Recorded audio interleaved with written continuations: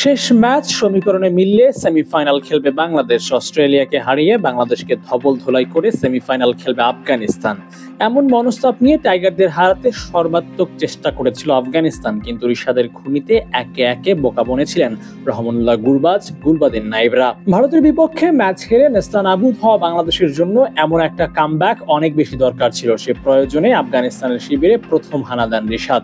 29 বলে 18 করা জাদরানকে ফেরানোর পরে আক্রমণে আসেন মুস্তাফিজ, সবক শেখান আজমাতুল্লাহ ওমারজাইকে।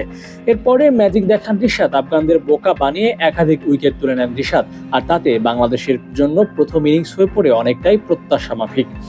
বোলারদের দারুণ বোলিং আর ফিল্ডারদের চেষ্টা, টাইগারদের চোখে মুখে জয়ের ক্ষুধা ছিল স্পষ্ট। একাদশে ফেরা তাসকিন যেন সে ক্ষুধায় অনেক বেশি ক্ষুধার্ত। একের পর এক ডট বল করে আফগানিদের চাপে ফেলে দেন। আফগানিস্তানের সহজ সমীকরণ কঠিন হয়ে যায় টাইগার বোলারদের চমক জাগানিয়া বোলিংয়ে।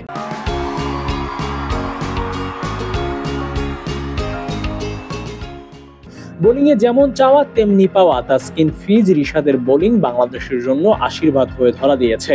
টাইগারদের এমন বোলিং মিস করছিল সবাই। উইকেটের সুবিধা নিয়ে বোলাররা দেখিয়েছে সামর্থ্য প্রমাণের আরেক ধাপ। ছোট্ট লক্ষ্য পাড়িয়ে বড় স্বপ্নের পথে team tiger. Abu Naim, sports Times.